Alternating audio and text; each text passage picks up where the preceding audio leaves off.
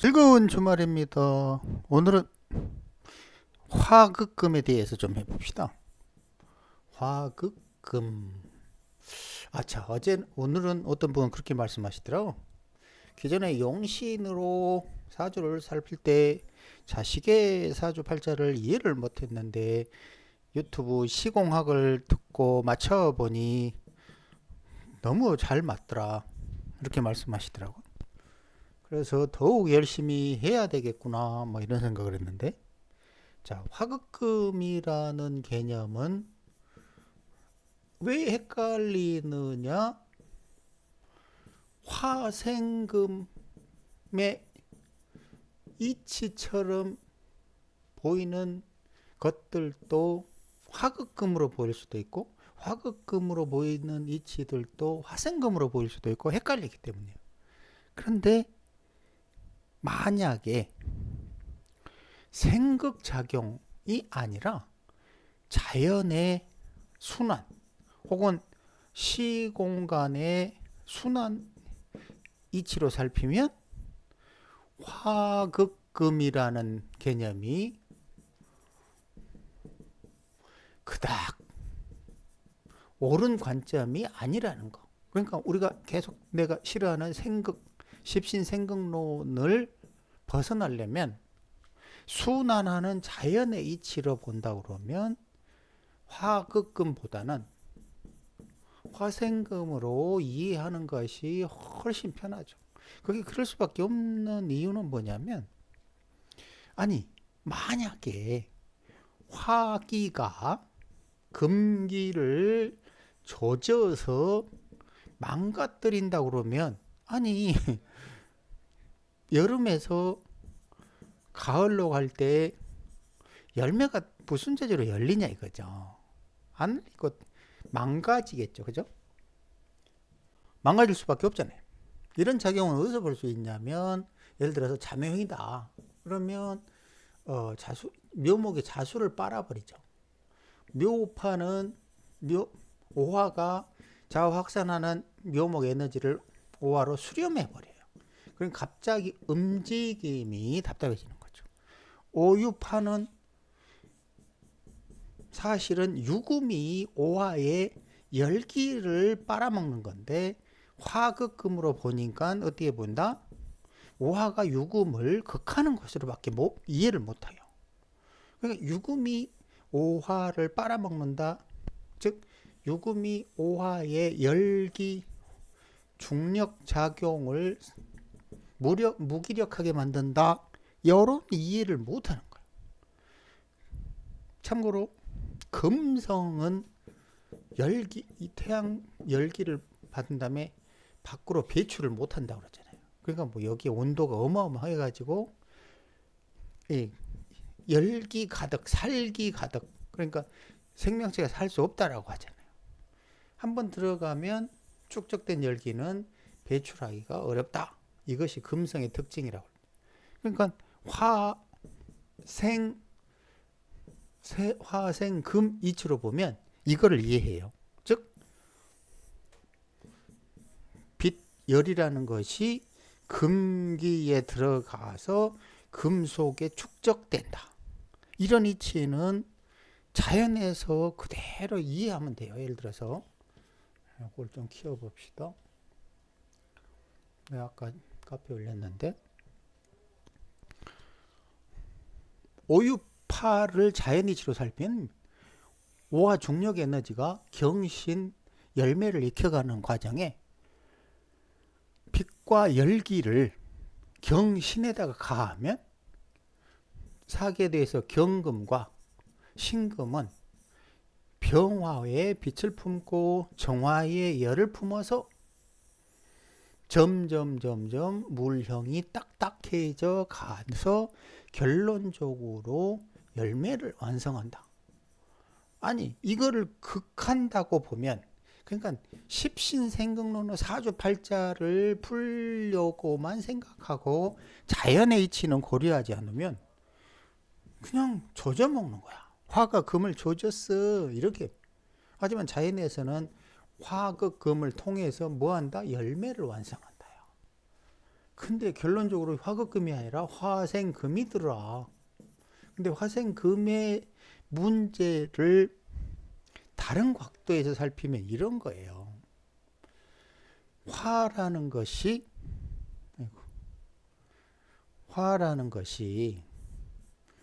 금에게 자신의 에너지를 입히는 거예요. 즉 화가 금에게 자신의 에너지를 금은 내부로 들어가게 만들어주는 거예요. 이게 여름이라고 한다고 그랬잖아요. 아까 금성 설명했죠. 그죠? 이 금 속에는 열이 가득 들어있는 거야. 우리 인체가 몇 도예요? 36.5도인가요? 인체의 열기를 유지하지 못하면 어떻게 된다? 사망하죠. 이 열기가 그만큼 중요한 거예요. 이야기하잖아요. 시간이 흐른다고 느끼는 거는 바로 열기 때문이다. 고로 화가 금에게 열기를 주기 때문에 이 시종자 열매 속에는 열기가 들어가 있고, 이것 때문에 우리는 열매라는 거를 열매라고 표현한다. 그 과정에 반드시 화기는 줄어들고 금기는 늘어나는 거예요. 그럼 화기는 어디로 갔지? 요 금 속으로 들어간 거야. 그것이 술해를 지나는 과정에 그 열기가 풀어지는 거야. 여기에 술종, 시종자, 신금과 정화 열기가 해수로 풀어지는 거라고. 그러니까 오유파는 결론적으로 오화가 유금에 열기를 전달하면서 무기력해진다. 이렇게 봐야 되는데 오화가 유금을 조진다. 이렇게만 본다는 거지. 예를 들어서 여름에는 아이고 더워라 후덥지근하다. 가을에 한 11월쯤 됐다고 칩시다. 아이고 추워라 하지. 아이고 더워라 그러지 않잖아요. 왜 이렇게 됐지? 오화에 있는 열기를 유금에다 줬기 때문이야. 그럼 누가 무기력해진 거지? 유금이 오화에 급당해서 무기력해졌다고? 아니잖아. 오화가 유금에 의해서 무기력해진 거야. 그러니까 화금만 생각할 게 아니라 화생금도 생각해야 되고, 화가 금기에 무기력해졌다. 무기력. 이런 것도 이해를 이제 생각을 해봐야 된다는 거예요. 맨날 그냥 화극금만 생각하지 말고 생각작용으로. 자, 이런 이치를 이해한 다음에 사주 두 개를 한번 봐봅시다. 자, 오늘 이분께서 출처역 학동 이분께서 올려주셨는데 사주 구조가 이렇게 생겼어요. 자, 그런데 이게 박사랍니다, 이분이. 그런데 요게 화기로 보고, 잘 들어보세요. 화기로 보고 이게 금기라면 무슨 관계가 되냐면 화극금이 돼요. 그죠? 근데 하필 화극금이 십신생경론으로 따지니까 이게 뭐가 되냐면 정인 이렇게 돼요. 그거로 우리가 소위 말하는 제극인, 그죠? 제극인이 돼버리잖아요.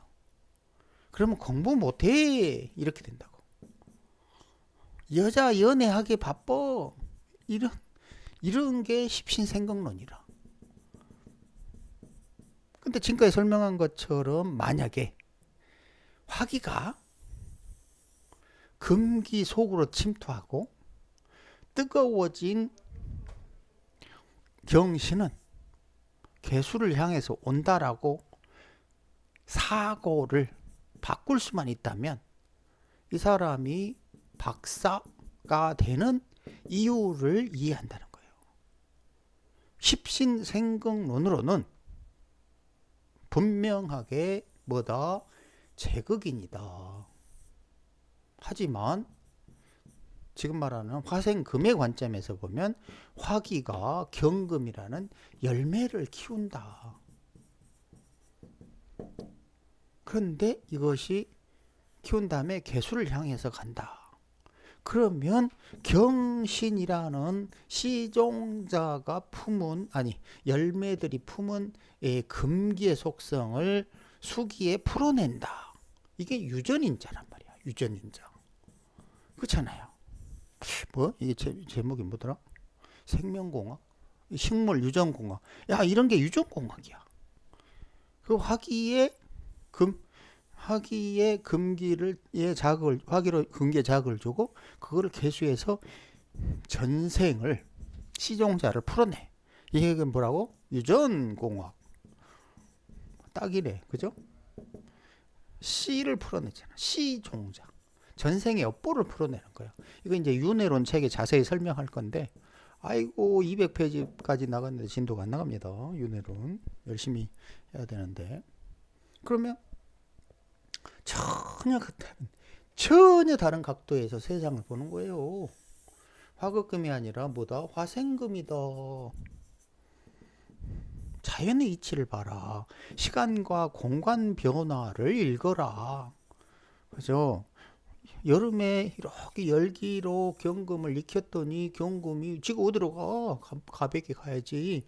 이거를 수기에 금기가 수기에 풀어지더라. 그래서 옛날에 머큐리 수성을 전송신이라고 그랬잖아요. 이게 뭘 전송하지? 전생의 업보를 전송하는 거야. 어디로? 목성으로, 목기에 새로운 탄생으로. 자, 하나만 더 봅시다. 자, 이건 뭐 여러 번 해서 알 건데, 항마운의 전교 1등 안 가던 건 이제 이런 건 보리개떡 수준, 뭐 농담삼아 이렇게 하는 건데, 자, 항마운 이 재상으로만 보면 항마운이죠. 공부 더럽게 안 하고 뭐 한다? 연해질만 한다. 그것이 재성이다. 이것이 잘난 십신론이자 생각론이다. 육친 생각론을 재성이라고 명칭하고 재성은 여자여 돈이여 이런 규정을 만들어 놓고 보니 환장하는 거지. 자, 이 구조는 만약에 사계도에서 정신 가을에 예를 들면은 병, 경 그리고 임 이렇게 가을에서 겨울로 가도 정화가 임수로 가죠. 수렴 에너지가 응축 에너지로 그죠? 그리고 여기에 갑이 있고 기가 있어요. 그럼 가을 겨울에 임정기 3자 조합. 그래서 임정미, 임정축, 임정기, 임기정 이런 것들은 뭐라고? 시공도에서 지구 내부의 임정기 집중력이 왕짱 킹이다. 이거는 왕짱 킹 집중력이다. 집중력 왔다다. 그러니 화기를 잡아먹는 정화가 대운에서 오는 병호을사 이 화기를 다 정화가 잡아먹고 그거를 임수를 향해서 오게 만든다. 물론 여기에서 이렇게 신금을 자극하니 신금이 임수를 향하여 왔어요. 이렇게 이해를 할 수도 있겠죠. 그죠? 자, 그런데 중요한 거는 만약에 이거를 또 마찬가지로 십신생극론으로 보면 왜 황마운에 공부를 잘했는지 이해를 못해. 십신생극으로 볼 게 아니라 에너지 파동으로 보면 이거는 무지하게 공부 잘해요. 그죠? 지금 당장은 기존의 십신생극하고 에너지 파동하고 시공간 에너지 파동하고 헷갈려 가지고 왔다리 갔다리 하겠지만 이제 계속 이렇게 많은 사주들을 관찰하다 보면 이런 걸 금방 이제 이해를 한다고. 쉬워져요. 어느 순간부터. 그리고는 십신생공론이 어떻게 된다? 빠이빠이. 더 이상 뭐 십신 명칭조차도 잊어버려요. 두고 봅시다.